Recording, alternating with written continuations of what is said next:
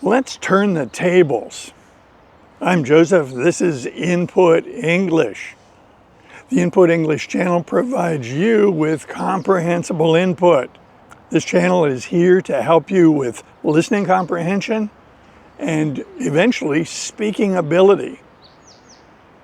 If you need to know more about comprehensible input, I have a lot of videos on that topic. I started by saying we should turn the tables. That expression is a very old expression. It goes back to ancient times. My understanding is in ancient times, in ancient Rome, they played table games or board games. They played a game similar to backgammon. Sometimes it was the practice to play for a while and then turn the board around and adopt your opponent's position. That was turning the tables. When we use turn the tables in the modern era, it is metaphorical. We're talking about adopting a new perspective or coming at a problem from a different direction. We're talking about changing the course of events. In language learning, we get a lot of messaging.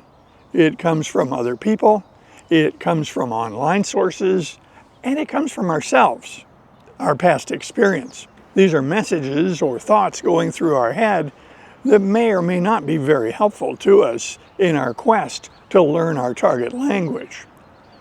I'd like to go through 8 points where we can turn the tables on what could be considered unfortunate messaging and have it work for us. Let's get started. Number 1. I'm too old to learn a language.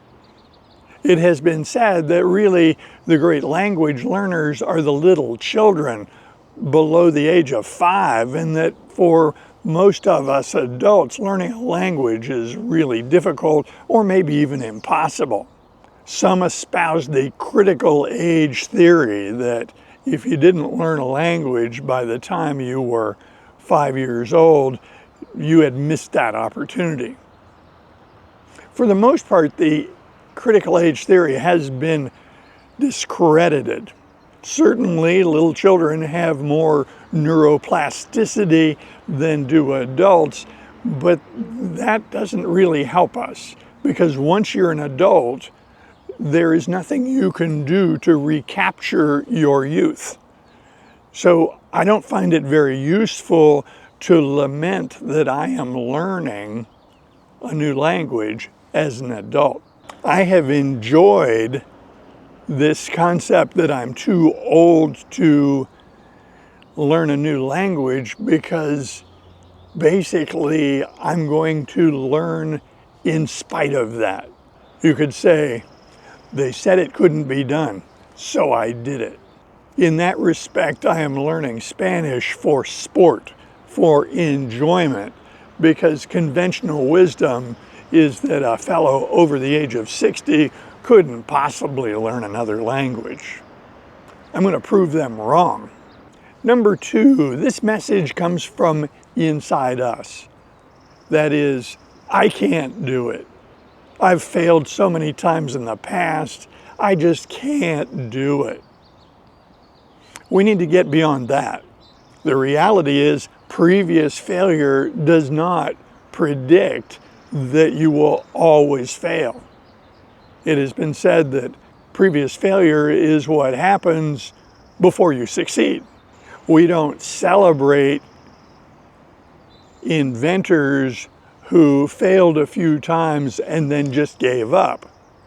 We celebrate inventors who failed multiple times but persevered and succeeded well.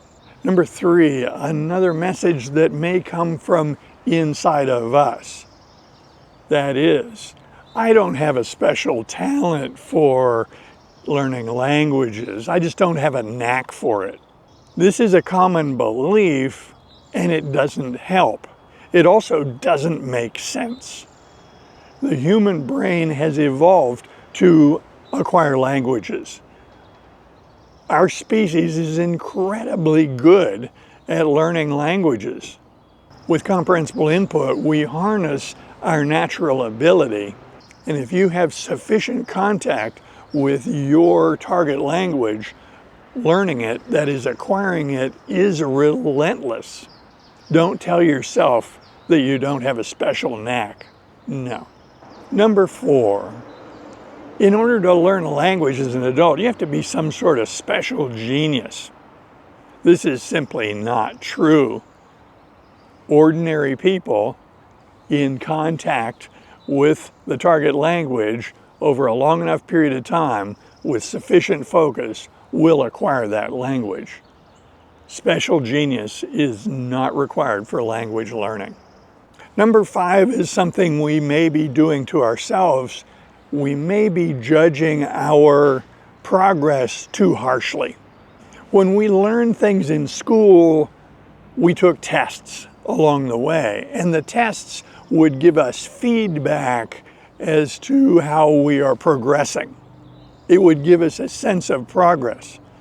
With comprehensible input, ideally, we're not taking tests, and so we don't get a lot of milestones in our progress that tell us how we're doing. That may make some of us tempted to go online and seek out testing and try to determine if we are A1, A2, B1, etc. Of course, that doesn't help us. You don't learn anything by taking those tests. Now that I am using comprehensible input, I just trust the system. I don't worry on a day-to-day basis whether I've learned anything. I just get more input, and I know that learning is relentless. Number 6, many of us are encouraged to speak early. That is, to produce language that we don't yet know. This is typical of traditional language learning methods, and it can cause tremendous frustration. Certainly, there are people who need to use their target language sooner. If you are living in an English-speaking country, you need English to conduct your affairs, then for sure speak your target language, speak English. If you don't need to use it, don't be in a big hurry to try to prematurely produce a language until you have imported it into your mind. You don't need that frustration. People who have to use their target language early usually experience more frustration, but they also experience more rapid growth because they are immersed in the language, and every time they speak with someone else in their target language, they get more input. It generates more input. We can't always control the circumstances under which we are learning our language. If you have to speak, speak. Expect more frustration, but expect more rapid learning. Number 7, it is common for us to experience embarrassment when we try to speak with native speakers. We have trouble finding the words, we freeze up, and the whole experience is embarrassing. That happens to most of us. Over time, it becomes less and less frequent. One of the strategies that I use when speaking with a native speaker is I let them do most of the talking. I just provide enough prompts in the conversation to keep it going and let them provide me with a lot of input. That strategy will decrease your frustration and it'll get you a lot more input. And number 8 is one of my favorites. It is a manufactured problem that you can see online. It is a criticism of comprehensible input because it's passive. My immediate response to that is nonsense. What it tells me is that the person espousing that opinion is not very familiar with comprehensible input. Well done comprehensible input is far from passive. For it to work well, you need your attention to be laser focused on that topic. You need to be following the story, following the discussion as if you were participating in it by speaking. You need to be a fantastic, focused listener, and that is not passive. After one has built a very robust mental image of the target language, in this case English, usually the language just starts coming out. It just emerges. Frequently, our circumstances require us to speak. Comprehensible input doesn't really focus on this output phase because it happens. It is human behavior, and it usually doesn't need a lot of encouragement. The reason I showcased some of these negative messages is they're super common and they can interfere with our progress. For most of us, the answer is a lot more input. For me, a lot more input than I initially expected.